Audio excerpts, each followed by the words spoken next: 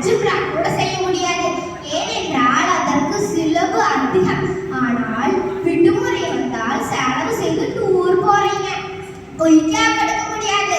காரணம் விலை அதிகம். ஆனால் விலையிலிருந்த ஐபோனும் மாணவர் பொருட்களும் வாங்க முடிகிறது. வலைத்தளங்களுக்குள் சென்று 1000 விஷயங்களை படிக்க முடிகிறது. ஆனால் குர்ஆனுடைய 10 ஆயத்துக்கு கூட அந்த நேரமே இல்லை. அஸ்தக்ஃபிருல்லாஹ், இன்னொரு நான் சொல்லவில்லைங்க.